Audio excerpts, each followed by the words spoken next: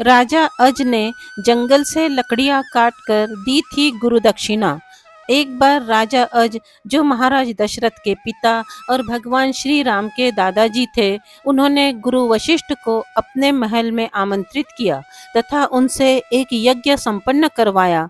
यज्ञ पूरा होने के बाद राजा अज ने गुरु से प्रार्थना की कि वे यज्ञ की दक्षिणा मांगे। गुरु वशिष्ठ ने कहा, हम दक्षिणा अवश्य लेंगे, किंतु महाराज अज, आप हमें दक्षिणा में क्या देना चाहते हैं? राजा अज ने कहा, गुरुवर, कौशल राज्य सामर्थ्यवान एवं संपन्न राज्य है, अपने कुल गुरु की प्रत्येक इच्छा पूरी कर सकता है। आप स्वयं ही अपनी इच्छा बताएं। इस पर गुरु वशिष्ठ ने कहा, महाराज, राज्य की संपत्ति प्रजा द्वारा चुकाए गए कर से उत्पन्न होती है। इस संपत्ति में से राजा को अपनी निजी आवश्यकताएं पूरी करने का पूरा अधिकार होता है। इस नाते आप हमें राज्य कोष में से जो चाहे दे सकते हैं, किंतु महाराज, इस बार हम आपकी प्रजा द्वारा चुकाए गए कर से दक्षिणा नहीं लेंगे। हमारी इच्छा है कि आप अपने परिश्रम से एक दिन में जो धन अर्जित करें, वह संपूर्ण धन हमें गुरु दक्षिणा के रूप में प्रदान करें। राजा अज ने सोचा कि मैं तो अत्यंत सामर्थ्यवान राजा हूँ, अतः एक दिन में अधिक से अधिक धन अर्जित कर लूँगा ताकि गुरु वशिष्ठ उस धन से संतुष्ट हो जाएं। इसीलिए राजा अज ने महर्षि की इस इच्छा को स्वीकार कर लिया तथा महर्षि से एक दिन की प्रतीक्षा करने को कहा। महर्षि वशिष्ठ तो राजा के महल में ठहर गए और राजा अज उसी समय अपना महल एवं राज्य छोड़कर निकटवर्ती राज्य में चले गए। राजा अज अपने ही राज्य में परिश्रम करके धन अर्जित नहीं कर सकते थे, क्योंकि वे जिसके पास भी काम मांगने जाते तो वह राजा पर अनुग्रह करके उन्हें अधिक से अधिक राशि देने का प्रयास करता, जो कि राजा के परिश्रम से धर्म पूर्वक अर्जित की गई राशि नहीं होती।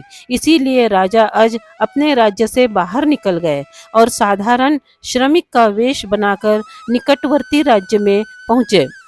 महाराज अज ने उस नगर के बड़े बड़े श्रेष्ठियों के पास जाकर उनसे एक दिन के लिए काम देने की प्रार्थना की, किंतु इस अपरिचित नगर में उन्हें किसी ने कोई काम नहीं दिया। इस पर राजा अज निकटवर्ती वन में चले गए और दिन भर सूखे वृक्ष काटकर उनकी लकड़ियां एकत्रित करते रहे।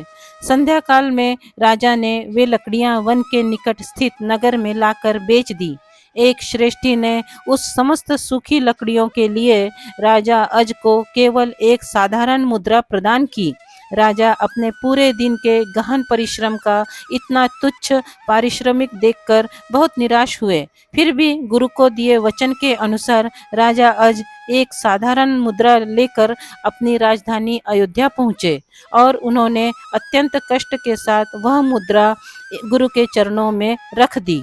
महर्षि वशिष्ठ ने अपने चरणों में रखी हुई एक साधारण मुद्रा एवं राजा के म्लान मुख को देखा तो सारी स्थिति समझ गए। उन्होंने मुद्रा लेकर अपने कमंडल में रखते हुए कहा, राजन, यह धन आपने अपने परिश्रम से अर्जित किया है। आज से पहले किसी भी राजा ने अपने कुल पुरोहित को स्वयं द्वारा अर्जित धन दक्षिणा में नहीं दिया होगा। इस दक्षिणा को पाकर मैं अत्यंत प्रसन्न हूँ।